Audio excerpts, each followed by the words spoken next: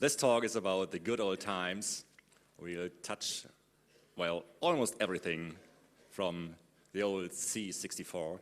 And, well, just let's start. Give a hand to Michael Steil.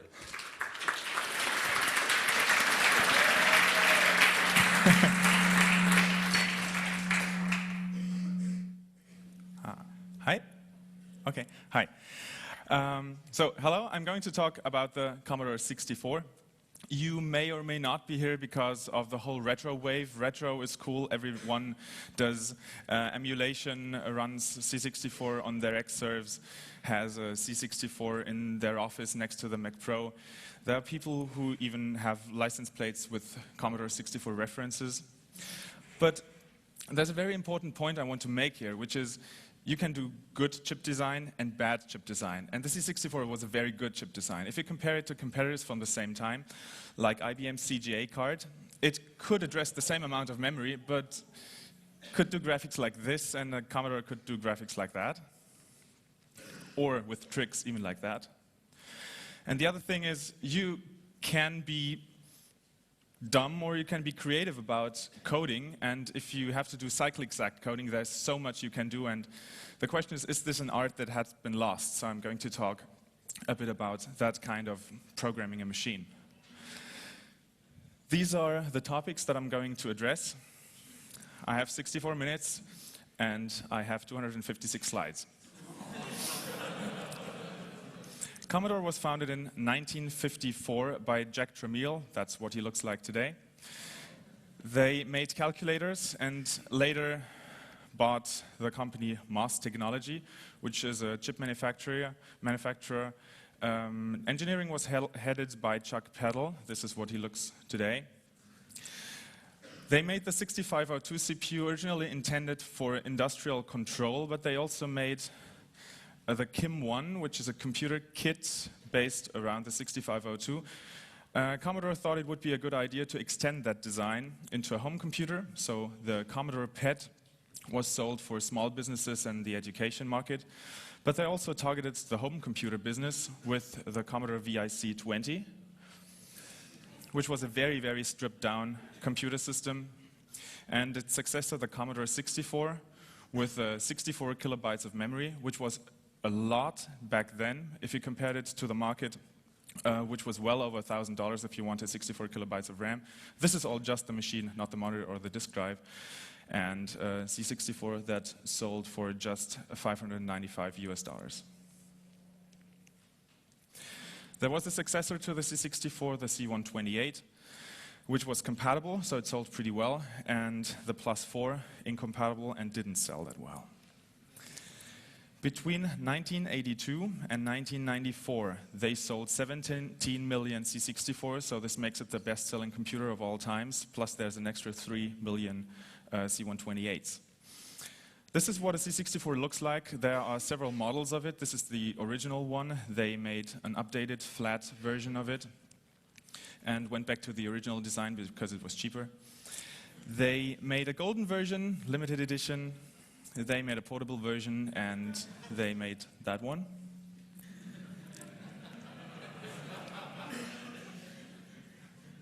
So this is what it looks like if you start a C64. It boots right into BASIC, just from ROM. You can either type in your BASIC program if you want, or you can load something from disk or tape. To give you an impression on the graphics capabilities, this is a very, very early demo by Commodore themselves, the 1982 Christmas demo. Later demos looked more like this, and even later, more modern demos had pretty good graphics, did some 3D effects, or did some other very impressive stuff. Very early games, like Lode Runner, looked like this. Later games looked a little more complex, or even later games used screen modes that weren't originally possible. All on the same unmodified hardware. So let's look at the C64 from the outside first. On the right-hand side, you have two control ports. You can either attach two joysticks or a joystick and a mouse. On the back, you have the expansion port. You can attach pretty much anything there because the whole CPU bus is exported there. Any extension hardware. Mostly people attached extra ROMs there with library routines and extra basic extensions for usability, like the final cartridge on this picture. There's two monitor connectors, one RF connector and an S-Video-like connector for monitors. The IEC serial bus for floppy drives and printers, a tape connector, and the user port for pretty much anything else. So this is what a typical system would look like, a Z64 and a 1541 disk drive on a Commodore monitor in this case. Looking inside, this is the main board. On the left-hand side, you have the CPU, which is a 6510, which is very similar to the 6502. Two CIA 6526 controllers. These are I/O controllers. And on the right, you have the SID 6581 sound chip and the VIC video chip. So let's go through all these components and let me explain them to you a little bit. The 6502 was designed in 1975 by a team of engineers that had been at the company Moss. They had left Motorola. Engineering was headed by Chuck Peddle, and they're holding the die shot there. The schematic diagram of it, you'll understand it in 5 minutes. This should give you an impression of what the assembly language looks like. Assembly instructions are 1 up to 3 bytes, so it's a 1-byte opcode and 0 to 2 bytes operand. It's an 8-bit CPU, it has 3 registers, the accumulator, which can do arithmetic and logic, 2 index registers, X and Y. They can be used for indexing, can't do arithmetic, but they can be incremented and decremented. There's a processor status with negative overflow 0 and carry and a few other bits, 16-bit program counter, and an 8-bit stack pointer or an 8-bit stack pointer register and an effective 16-bit stack pointer. The upper 8-bit are always confined to 1. So this has some implications on the memory layout of a 6502-based system. The page 0 in RAM is special. I'll talk about this one later. Page 1 is the stack, so the stack is always confined to those 256 bytes. The stack starts at 01FF and grows down. This is an overview of the opcodes that it supports. Out of a possible 256 opcodes, about 150 are available. Let me give you an impression on the instruction set. There are load instructions, store instructions of those registers. You can rotate and shift only the accumulator. You can increment and decrement memory and the X and Y registers. There's addition and subtraction instructions. They always add or subtract the carry as well, so you have to explicitly set or clear the carry. There's Boolean logic, there's compare, and there's the bit instruction. So all these load from memory or from registers, all these are the store instructions. There are some that do direct memory, read, modify, write. These are the arithmetic ones, these are the logic ones, and the column on the left are just like those on the right, but they only change the bits instead of writing back the result. For all those instructions, there are several addressing modes. So depending on which instruction, there are either more or less addressing modes available. The first one I want to talk about is the immediate addressing mode. It's available for pretty much or for all the load instructions. You have the hash sign there that signals that it's an immediate load. And what it does is it just puts the value of 17 into the accumulator in this example. Absolute addressing is a memory read, so I have a 2-byte operand, 16-bit operand, so it's encoded with these 3 bytes, as you can see there. And what happens there, I read from 314, it looks into memory, looks at the address 314, reads it into the accumulator. Zero-page addressing is a nice extra feature of the 6502, and a nice optimization. Anytime I want to read from memory, from the 0 page of memory, from the first 256 bytes, it can be encoded in just 2 bytes instead of 3, and it's also a little bit faster. And if I load from 2, then it'll look at that address and read that into the accumulator. There's absolute X-indexed addressing, which is intended for reading from tables, from lookup tables. So it first adds X to that address that I specify and then reads from that address. In the example, I read from 200 plus X, so I read from 200 for 02OA, and 02OA is 52. I read that into the accumulator. Absolute plus Y, absolute Y indexed is the same thing with the Y register. I have, in this example, I would have an array of up to 256 bytes at that address. Zero page comma X is the same optimization with a zero page again. Note that whenever I do any zero page addressing or any indexed zero page addressing, it will always stay inside the zero page. So even in this example, if X is above 16 or above 15, it will wrap around to 0. The same is available with zero page comma Y. And you see in this example that this is a quite rare addressing mode. It's only available for 2 of the instructions. Zero page comma X indirect treats zero page as an array of pointers. So it first adds X to the address that I specify and then treats that as a pointer and reads from that address. So in the example, I look at the address 80 and 80 plus the contents of X, so it's 8C and 8D. So it reads that, which is C43F, little endian, which is the correct endianness anyway. And then looks at that address and reads that. Zero page indirect Y indexed looks the same, but it's different because it's first indirect and then indexed. So in this case, we only have one pointer at that address and then add Y to it afterwards. So we look at the address 14, and at 1415 we have D800. We add Y, we get D828, and then we can read from the address D828. Because we don't have a single 16-bit register, anytime we have to deal with pointers, we have to store that pointer in zero page and then use this addressing mode. If we don't want to do any indexing, we can always set Y to 0. And then there's register addressing, for example, the shift instructions for the accumulator and the decrement and increment instructions for registers directly work on those registers and don't need any extra parameters. There are register transfer functions between A, X, and Y, and you can also copy the stack pointer between X and the stack pointer. Speaking about the stack pointer, the stack grows down from 01FF. So if I push something, I load something, I push it on the stack, what happens is it stores it at the address of the stack pointer and then decrements the stack pointer. I store another one, so it stores it at the address and decrements the stack pointer.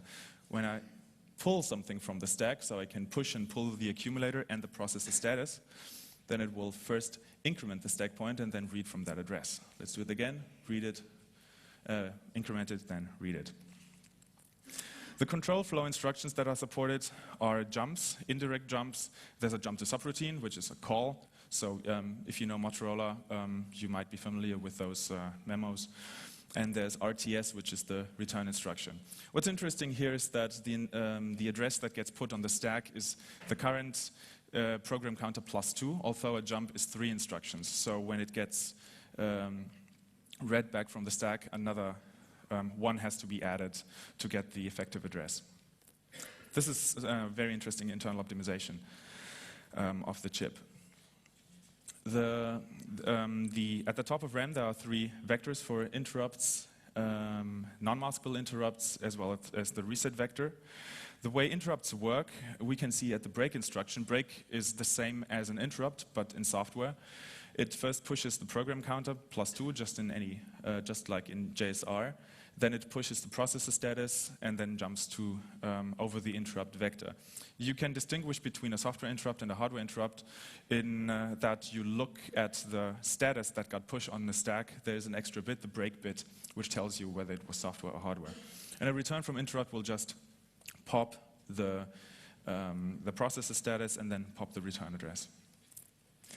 So because there's no way to push and pull X and Y directly, this is what an interrupt handler would look like. If you want to save all the registers, you push your accumulator, you transfer X and push your X, you push your Y, you have to clear a decimal flag. Not everyone does it.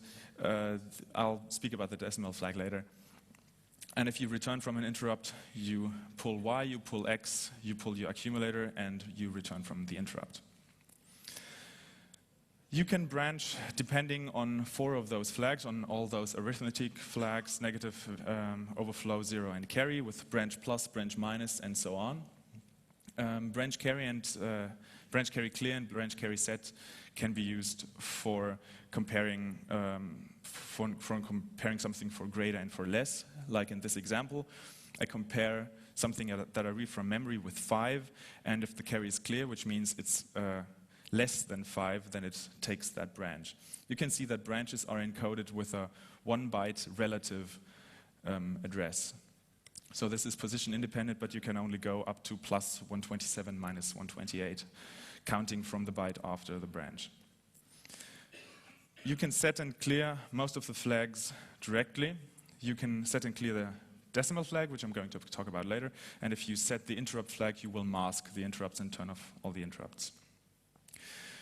Setting and clearing the carry flag explicitly is necessary if you want to add and subtract, because it's only available with carry added as well. So you have to clear the carry flag if you want to add something, and you have to set the carry if you want to subtract something.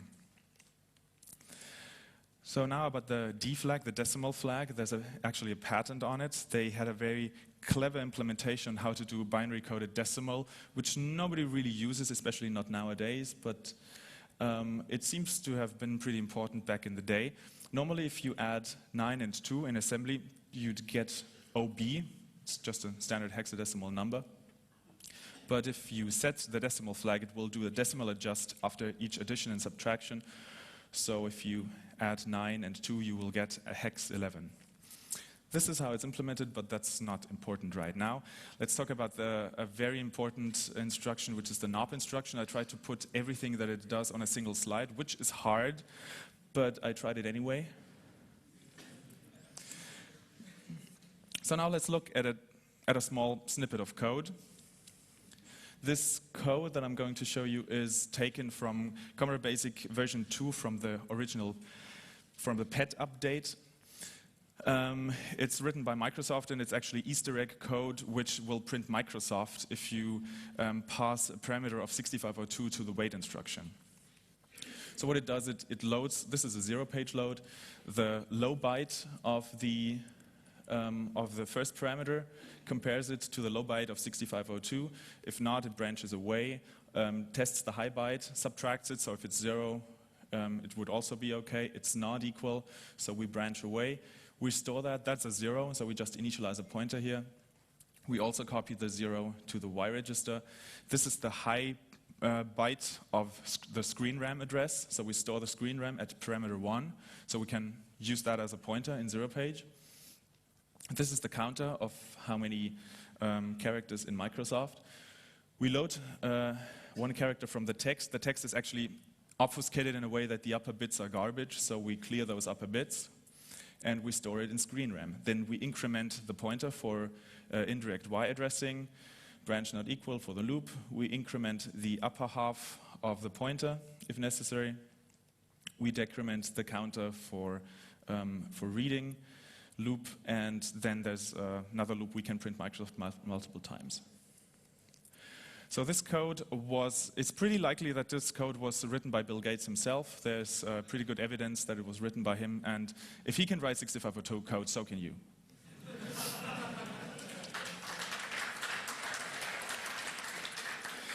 Now, what's pretty important on the 6502 is cycle counting. If you want to apply it if you want to use the 6502 in any device, you will have to do cycle counting somewhere in any case. A rule of thumb there is every memory access will be 1 cycle, and there's no instruction that is less than 2 cycles. So let's look at that example again. Parameter 1 is a 0-page address, so if it had been an absolute address, it would be 4, but in this case it's 3 cycles, because load and parameter are 2 bytes already, and then it has the extra fetch of the 0-page byte, so that's 3 fetches. The compare is a 2-byte instruction, and it doesn't have an extra fetch, so it's 2. A branch is 2 bytes, so it's always 2. If it's taken, it's an extra cycle. This is another 0-page load. We've had that one, we've had that. What's interesting here is this is an absolute load indexed. Absolute loads are 3 bytes already, so that's 3 cycles.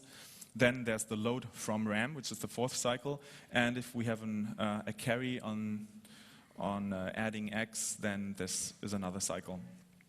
So this one is 6. So some of them are a little more complicated, and the return instruction is 6 cycles, and so is jump to subroutine. The 6502 has several chip bugs that people have to work around. They have been fixed in later revisions, but this C64 only has faulty chips. It never got updated. And yeah, it's sometimes very important for compatibility that these are not updated. For example, if you have an indirect jump, it should read the address that it jumps to, the low byte from this address and the high byte from that address. But it fails to do the carry, so it reads the high byte from that address. So always avoid that instruction. This is an interesting quirk. Normally, you wouldn't notice it from a software perspective, but if you use it on memory-mapped I/O hardware, you can see the difference.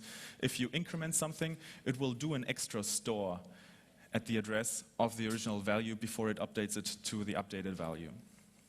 And there's something similar with a ghost read. If you store something X indexed, then there's another load at the original address, not at the address plus X, but the original address. So in this example on a C64, it would acknowledge all interrupts, even if it shouldn't touch that address at all. The break instruction can be lost if an interrupt occurs right there. So the break instruction is, better don't use it. And there's an interesting flaw in that there are lots of illegal opcodes, which are all the opcodes which are not defined, but they didn't bother to just set all those to knobs or to breaks or to crashes, but they just do a combination of all the other opcodes.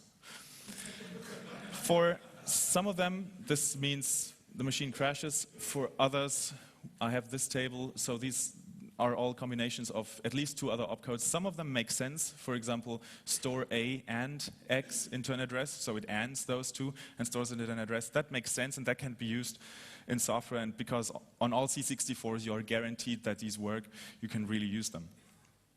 And here's the second half of them. So let's talk about some tricks that you have to do on a C64 or on a 6502-based system. Because you're so register-starved, you can only pass 3 bytes at a time to a subroutine, and you don't want to push them on the stack because the stack accesses are extremely complicated. You want to put your extra data onto the 0 page, and lots of programs do that. RTS jump tables are pretty nice if you need a jump table. What you can do is you load from the table, push it on the stack, and then just do an RTS. Of course, you have to the addresses you have to encode in memory are -1 because RTS adds another 1 before it jumps there.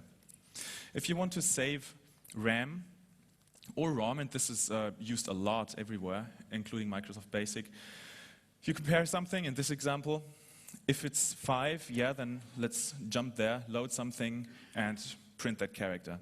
Otherwise, let's load something else, and now I would want to do jump print character as well, but that's 3 bytes. All I want to do is skip the next instruction.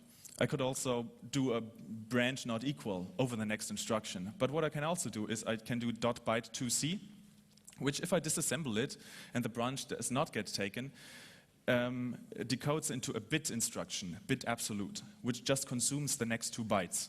And a bit will just will AND that address with the accumulator and store it in the flags, but will not store it anywhere else. So it's basically a no-op for our purpose. So it skips the next instruction, and we only wasted a single byte. It's a little slower, but it's saved us 2 bytes. Self-modification is used a lot on 6502-based systems. In this example, which would clear the screen RAM on a C64, we could do this with 0-page indexed, 0-page indirect Y indexed, but it's a lot easier and even faster if we do it absolute Y indexed and then have an increment instruction that just increments this byte in our own code, if we're not running in ROM. Let's look at the block diagram again. Now we can understand a few parts of that. The program counter logic is pretty complicated. The cycle counter counts in which cycle inside the instruction we are, and this is the opcode which gets cached here. And these are the two fields that can get then passed into the instruction decoder. So depending on which opcode we have and in which state of the opcode we are, it outputs a few commands to the registers, which can either be put on the bus or taken off the internal buses, and it also controls whether the ALU, what the ALU is going to do.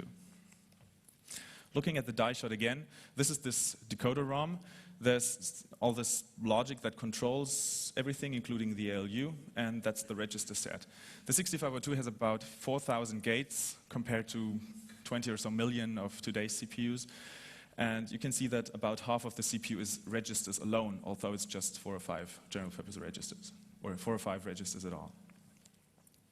The 6502 next to the Z80 has been a very important CPU. It has been used in many, many systems.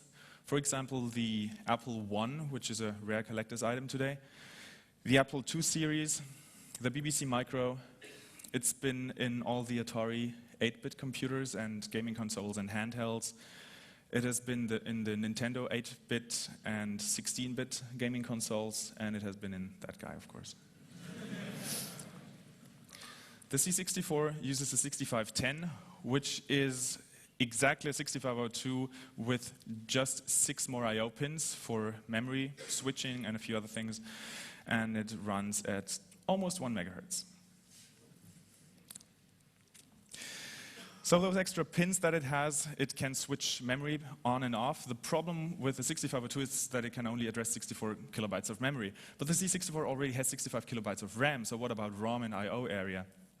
So this is the normal memory layout that you would see, but you can turn on and off all those ROMs. So underneath BASIC, there's another RAM bank.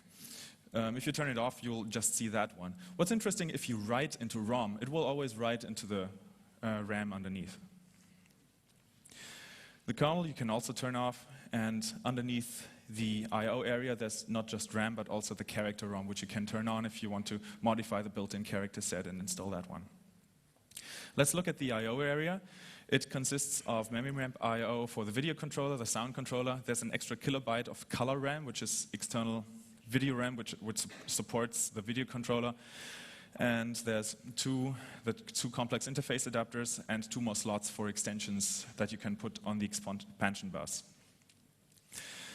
Let's look at the 2 ROM areas that we have. Kernel ROM sits right on top of hardware. It has the machine init and test code, so it owns the interrupt vectors. There's real-time clock emulation in there. It sets up a 60 hertz interrupt and then emulates a real-time clock on top of that. There's RS-232 library code, which you can use on the user port. There's a keyboard driver, there's a screen driver, the IC serial bus driver for floppies and printers, and there's a tape library code. On top of the screen and keyboard driver, you have a screen editor, which allows you to move the cursor freely on the screen. And if you press return on a line that was previously printed, it will feed that back into the input buffer.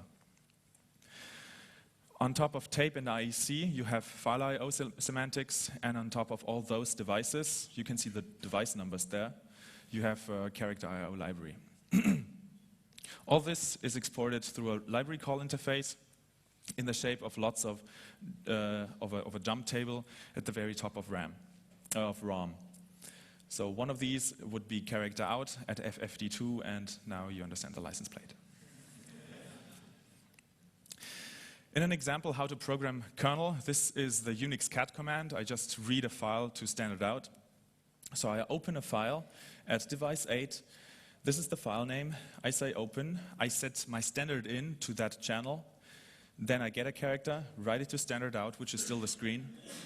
I read the status. Are we at the end of the file? Yes, we are. Then we close the file and we reset the standard in device. But who would want to write assembly code if you can write basic code? The basic interpreter in the C64 is based on standard Microsoft BASIC. Microsoft wrote a basic interpreter for the Intel 8080 in 1975, and they ported it to other 8-bit systems, like the 6502. It was licensed to many, many vendors, including Apple and Commodore. So the version 1 was used in the original PET, but it had so many bugs that that Commodore requested an updated version 2, which was then shipped in the PET. But from then on, they never went back to Microsoft and just did their own thing and extended the source code into version 4, which had some extra disk commands for the PET and later versions of V4. For the C64, they took the V4 code base and removed all the disk commands again to get it down to 8 kilobytes, but left the bug fixes in. So the C64 and the VIC-20 have the updated but stripped down Commodore Basic version. This is the instruction set of Microsoft Commodore Basic, which is pretty minimal. The orange ones are the ones that Commodore added for disk I/O. The functions are pretty interesting because there's a very good floating point library built in that can also be used from other assembly programs if you need floating point support. This is a very generic BASIC. It does not have any hardware dependencies other than the 6502 and calls out into kernel. So it doesn't do much more than standard I/O calls into the kernel. So in BASIC, you can use all this memory from 0800 up to A000, and the RAM bank up there cannot be used by BASIC and is especially intended for support code in assembly that you can put there.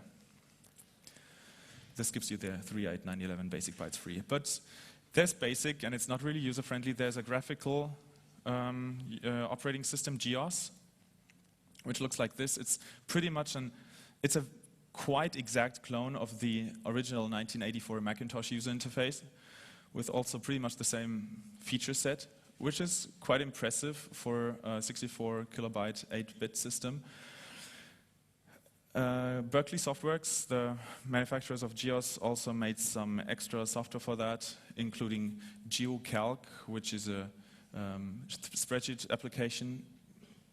GEOS was pretty slow. A database application, as well as a desktop publishing application. GEOS does not use kernel or BASIC at all, so it turns off all ROM, has its screen RAM, its damage backup screen RAM, a lot of code, some internal data, and there's some memory left for the application. And GEOS also has a kernel-style jump table there. But if you don't want to go through any libraries but want to program the hardware yourself, you have to go through all those chips. So there's the complex interface adapter, there's 2 of them. They all have 16-bit general-purpose I/O pins, either input or output configurable per chip. Both have each 16-bit timers and a built-in time-of-day clock, which is not used by kernel. So the CIA1 is used by kernel for the system timer, and it emulates the clock on top of that, and also does the keyboard driver in the interrupt handler. CIA1 also handles the 2 control ports with its general I/O pins, and also does the keyboard. This is the keyboard matrix. The C64 has about 64 keys, so they fit nicely into an 8x8 matrix. One side of the matrix is set to output on port A, and the other one is set to input on port B. And now if I press right shift, I short that one connection. And if a driver then sets each of those outputs to 1, then it will see that here's the shortage, and we'll see that 6 and 4 are pressed, which is right shift. CIA2 manages the IEC bus as well as the user port. Then there's the sound chip, the sound interface device, SID 6581. It consists of 3 independent voices. Each voice, so this SID is very interesting in its design because it's an analog and a digital analog device. Most of it gets controlled by digital logic, but mixing, for example, is analog, and filters are analog, which provides some nice effects and is very hard to emulate. It has those 3 voices, and each of those voices can either be sawtooth, rectangle, sawtooth, triangle, pulse, or noise. The volume gets controlled by an envelope and by a standard attack, decay, sustain, and release envelope, which you can define per voice. and there are the analog filters, low pass, high pass, or band pass. For extra effects and for special purposes, you can make use of ring modulators or oscillator sync. Don't ask me what all that means. I'm not a digital music person. But if you want to read all this, it's in a patent about the SID. One thing I know about the SID is how you do digitized music or sampled music. Because there's a flaw in the original SID, every time you change the volume control, the master volume control, which is a 4-bit register, it does a short click. So if you do that repeatedly, you can put anything on the speakers. So if you have your digitized music, you just have a big loop and put it into the volume register. This also gives you a fourth voice. So many musical pieces use that as typically as the drums, as an extra drum voice. What's a lot more interesting to me is the video interface controller, 6569. This is the PAL version. There's the NTSC version, which is the 6567. The VIC supports a 40x25 screen or a 320 by 200 graphics mode. It can address 16 kilobytes of RAM and has 16 built-in colors. This is the built-in C64 character set. There's two character sets. This is the uppercase character set, which is default, and there's a lowercase character set, which you can easily switch. The VIC has supports 256 different characters. Every character on the screen can have one of those 16 colors, and a character is 8 × 8 pixels. So these are encoded with a bitmap, ones and zeros, and each line is a byte encoded in character ROM. So if the VIC wants to find out what color a pixel on the screen is, it first looks at screen RAM. This is an index to a byte in the character set. And then if it's a 1, it takes it from color RAM. And if it's a 0, it takes it from the screen background, which is global for the complete screen. There's enhanced background mode.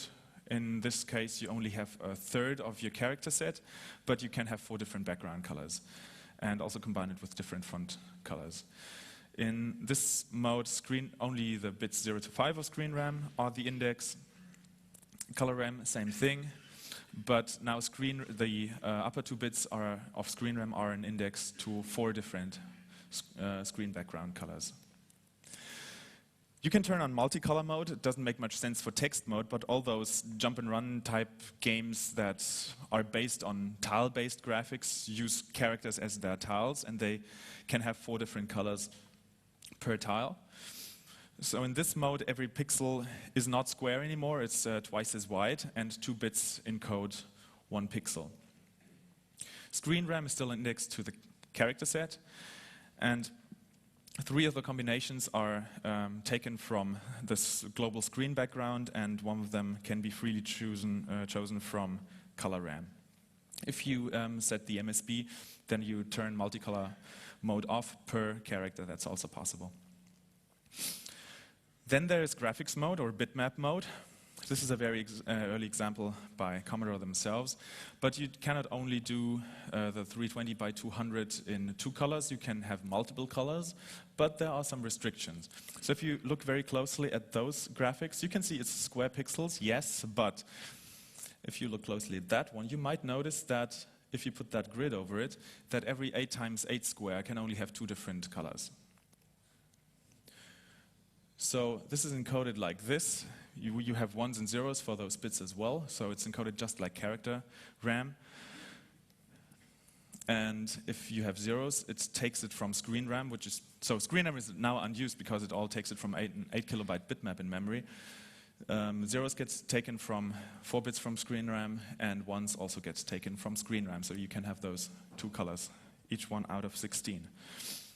But there's also multicolor mode. Multicolor mode doesn't have square pixels again. It has twice as wide pixels.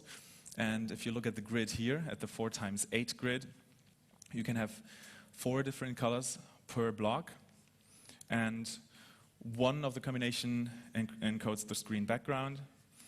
2 are taken from screen RAM, and 1 is taken from color RAM. So all the tiles have to share 1 color, which is the screen background color, but you can choose 3 colors freely.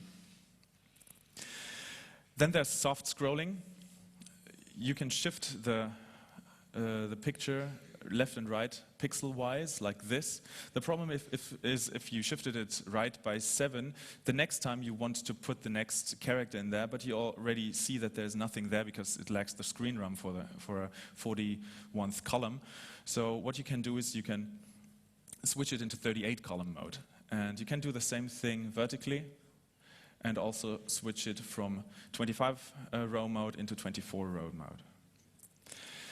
The Commodore 64 VIC supports sprites. A sprite is 24 times 21 pixels in size, and there's 8 of these sprites.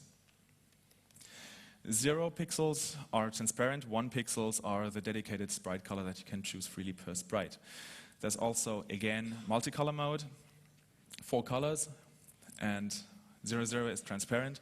1 combination encodes the sprite color, which you can freely choose, and 2 encode the global multicolor sprite colors, which are global for all the sprites. You can expand sprites horizontally, vertically, and both, which doesn't seem like it makes much sense because the resolution is so bad, but if you use it wisely, you can do pictures like this. So these sprites are, well, most of these are normal, but the bird up there actually consists of 2 Y-expanded sprites, and it doesn't look all that bad. Sprite priority. Sprites with lower numbers are on top of sprites with higher numbers, and you can choose sprite priority over background or background over sprites on a per sprite basis. If you write a game and you want to detect sprite collision, the VIC can do that for you. So every time 2 pixels that it draws overlap, it knows about that and will raise a flag in a register and can also cause an interrupt if you want that. Let's look at how memory is laid out. VIC can address 16 kilobytes of RAM. So in these 16 kilobytes, you can have 16 different locations for the screen RAM. It has to be aligned to 1 kilobyte. A character set is 2 kilobytes in size. You can have it at 8 different locations. The bitmap is 8 kilobytes, so you can have 2 different locations for the bitmap there. And the sprite is 64 bytes. So there's up to 256 different sprites that you can specify, but only 8 at a time. So the VIC addresses 16 kilobits at a time, and it doesn't have its own dedicated RAM. It uses the C64's main RAM. So there's 4 different banks, and you can switch between those banks and put your video RAM wherever you want. But you have to be careful because in 2 banks, which is bank 0 and bank 2, there's an area where you cannot address RAM, but every time the VIC addresses something there, it will see character ROM instead. So you cannot put your own data there, but if you want to use the built-in character ROM, you can use it on those banks. So let's go more into the internals of the VIC. So I told you that it has a resolution of 320 by 200, but this is only the visible part, but the invisible parts are just as important, especially if you want to do some tricks. So let's take away the monitor and look at the overscan area. This is the area that the VIC really draws, but there's even more. There's the H-sync and V-sync areas, which don't draw any pixels, but they're there in the timing anyway. I'll show that on the next slide. But the timing works like this. If the raster beam draws the picture, it will draw it from left to right and line by line, and the time of 1 character on screen is exactly 1 machine cycle. So the visible screen would be 40 cycles at 1 megahertz, and a whole raster line is 63 cycles. So this is how the raster beam would paint the picture. It goes from line to line, from left to right, and also in the H-sync area, and then also in the V-sync area. And the raster register, which is located at D012, is then updated. So if at this position, I just in the middle of a line change some register of the VIC, it will change immediately, and I can do some nice effects there. Like if I change the background color in this line, the VIC will start drawing a different background color in the middle of that line and continue drawing that. So if I do this on the whole screen up to the end of the screen, it will just continue with a white screen there. If I continue doing that, it will draw a complete white screen on the next screen, but if I turn it back off, I can have this for 1 frame.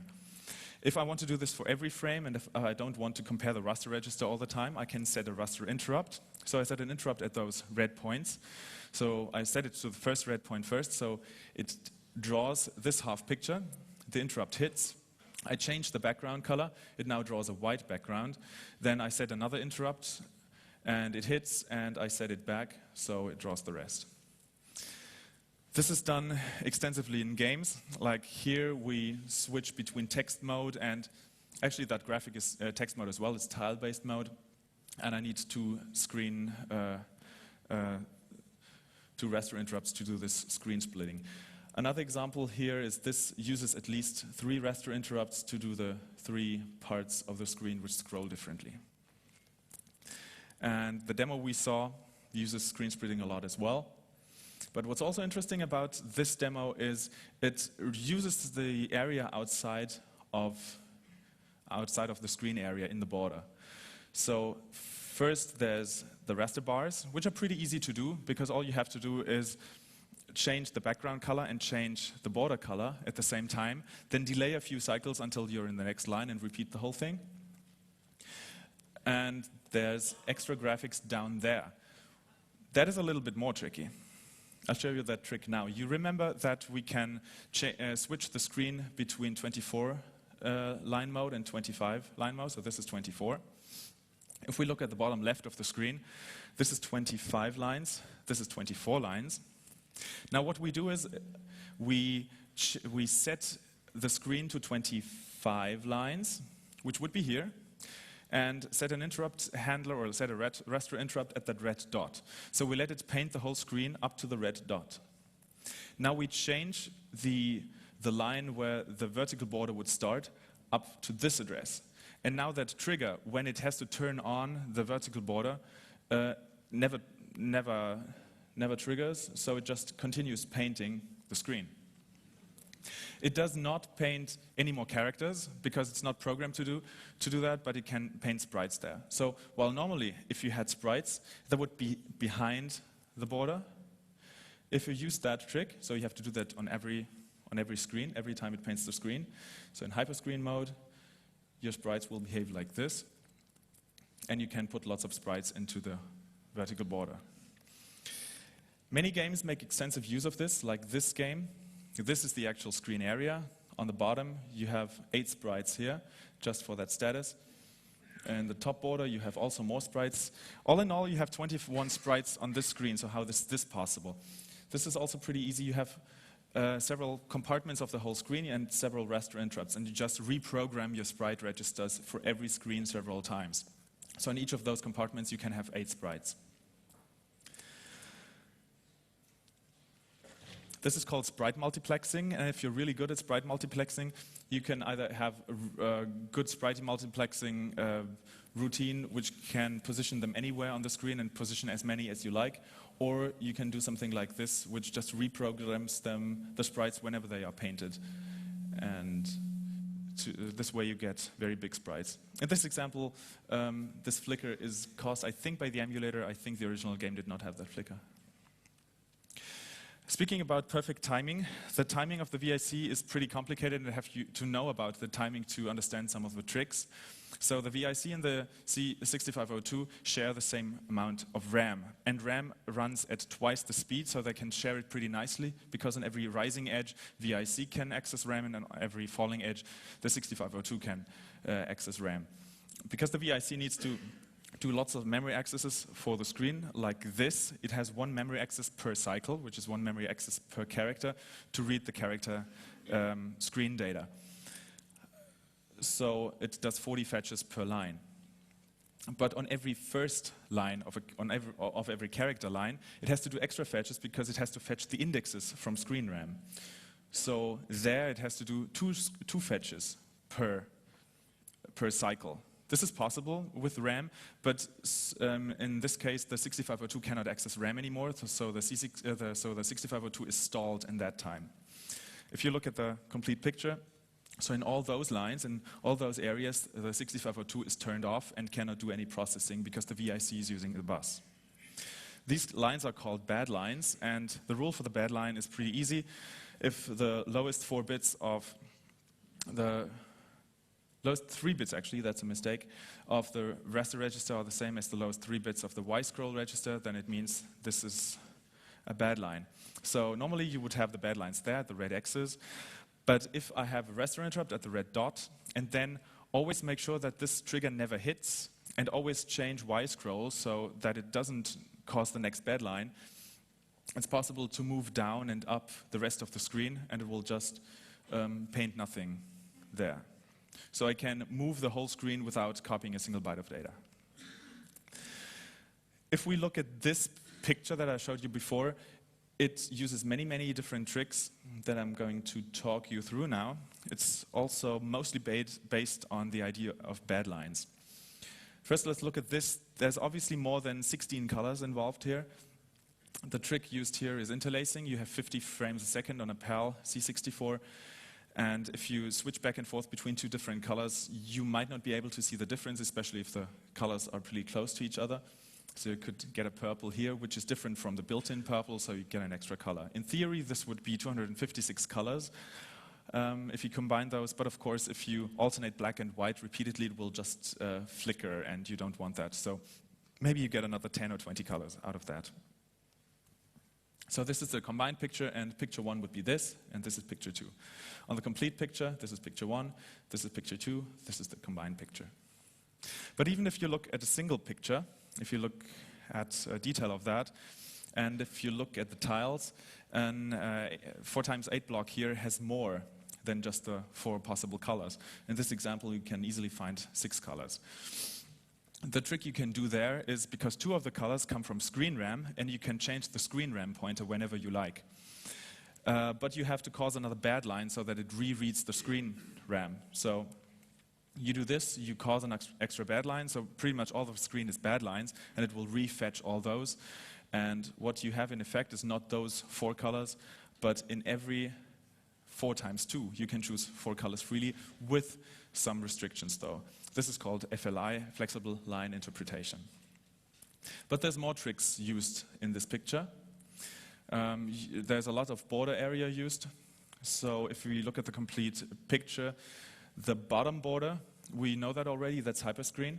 There's lots of X expanded sprites there. You can see that the resolution down there is not as good, but it's hardly noticeable. And there's also sprites on the left and on the right. This is done with the same trick with the horizontal screen size, but you have to be cycle exact this time because it's only one single character that the screen gets shifted left and right. So you have to be perfectly cycle accurate there, and you have to do it in every line. So these are sprites as well, and on the top you just overlay a few more sprites to get that. Another trick you can do, if you cause a bad line in the middle of the screen, it will just start drawing the next line and fetch the next line in the middle of the screen. So this way you can shift the screen, also without copying anything. So normally with soft scroll, you would soft scroll the first 8 pixels and then copy your complete screen, which is great for a text mode screen, but with a graphics screen you don't have the time. This would take 2 or 3 frames just to copy the whole data. So you can just move it without actually moving a byte. This is called VSP, variable screen position. The game I showed you before, Mayhem in Monsterland, uses this. This is running in bitmapped mode. This is a multicolor bitmap, and it just horizontally shifts the screen and copies the new data on the sides. Another trick you can do is you can compress a line. This is called line crunching. If you just cause a bad line to make the next character line draw already without finishing the current line. If you do this 25 times in a row, you can compress the whole screen into 25 lines. So this gives you the opportunity to move anything up and down as much as you want. If you the problem is that you have lots of garbage on the screen. But if you turn on multicolor and extended background color, the VIC will interestingly always output black pixel on top of everything. So this will, you won't see the garbage there. But you can put sprites on that to work around the black bars. If you use that in a game, it will look somewhat like this. This is Fred's back. You have sprites up there, and you have a real bitmap down there with all the colors, and you can move that in all directions. This is called AGSP, any given screen position.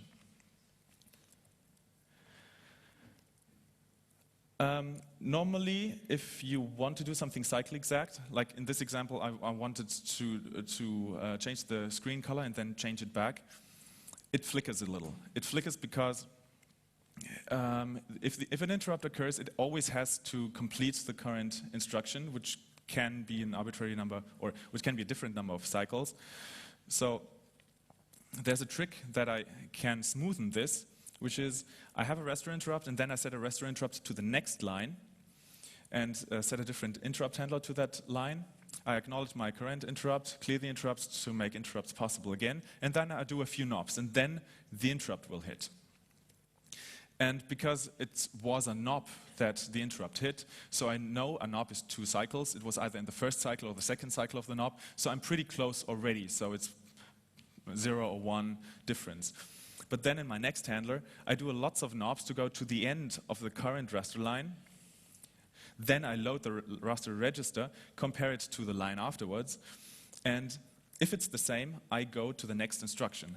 The trick there is that the branch, if it's taken, takes 3 cycles. If it's not taken, it takes 2 cycles. And I just do the load so that it will just do the trick for me and smoothen the last cycle. And so I'm always cycle exact, like in this example. So we've looked at all the chips now. There's the CPU, there's the CIAs, the SID, we've looked at the VIC, we've looked at RAM, ROM, and the PLA. The PLA is the one that does some memory management logic. Normally, you would have this layout. You can turn off ROM, kernel ROM, basic ROM. You can also turn off basic and kernel ROM. There's a possibility to turn off everything. And if you have external ROM in your cartridge port, you can map that into your address space. You can map the other part so that it replaces basic. And you can map both in. There's another interesting mode, which is the Ultimax mode. The Ultimax mode was a gaming console based on the C64 hardware, which was only sold in Japan and is very rare now because it didn't sell well. It only had 4 kilobytes, or it had less than 4 kilobytes of RAM, and if you're in this mode, so it supports Ultimax cartridges, and if you put those in, that it will go into this memory layout. The tape connector is pretty straightforward. It only has a sense motor and read and write pin. Those go to the CPU's registers or into one of the CIAs. The IAC bus is a serial bus which daisy chain drives. It has these connectors. Those 3 are the interesting ones. It is data, clock, and attention. The bus protocol works like this. It's not important to understand the details here, but the C64 raises the attention line and sends the command, which includes the drive's number, sends listen, unlisten, talk, and untalk to arbitrate the bus. Because the bus is so slow, because there was originally a chip bug in the VIC-20 in the 1541 disk drive, this protocol had to be done in software, and it's so slow that third-party manufacturers did extra extensions that ran a different bus protocol, like the Epic's fast load cartridge or the final cartridge, which were up to 20 times faster. The 1541 is the major C64 floppy drive. There's a second version of it. It works on 5¼ single-side double-density disks with 35 tracks out of the 40 possible ones. The number of sectors is different per track, and you have 683 blocks, which is about 170 kilobytes. This is what a track looks like. It doesn't use the index hole. It has sync marks, which is all ones, so it cannot use. So it has to encode the rest of the data so that there are no all ones. This is the header of a sector. There's another sync mark, and this is the actual sector data, GCR encoded, and there's the next sync mark. The directory format looks like this. The file system looks like this. There's the block availability map and the disk name, 16 characters, and also on track 18 are all the file names, which are 16 characters, which is pretty modern. This is what the drive mechanism looks like, and this is the electronics. It's a whole dedicated 6502 computer with 2 VIA controllers, with ROM, RAM, and a PLA. The memory map looks like this. It has 4 kilobytes of RAM. It has an I/O area with 2 VIAs. It has ROM. Interesting is the old Commodore drives had 2 CPUs, one for the bus and the file system, the other one for the drive mechanism. On this 1541, it was shared on 1 CPU. It switched between those 2. One wrote job code and the other one wrote back the error codes. There's also a double-sided version. There's a 3.5-inch version, which wasn't as popular because not as compatible. There was even a hard disk. There's memory expansions. There's freezer and speeder cartridges. There's 16-bit CPUs for the C64 with 8 megahertz and up to a megabyte of RAM. There's also the Super CPU, which has 20 megahertz, 16-bit, and up to 16 megabytes. Great for GEOS. Great also for the few games that support it. These came very late. And this is the C64 DTV, which is a complete reimplementation of the C64 on an FPGA, which is very hackable. You can attach an IEC bus and a keyboard to it.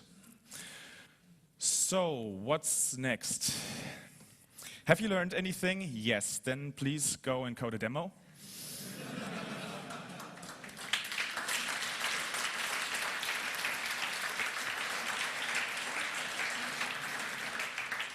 And if not, but if you know about any other systems, please do a presentation on any of these other systems. I would be so interested in the internals of the Amiga or the Apple II or all those systems. Thank you.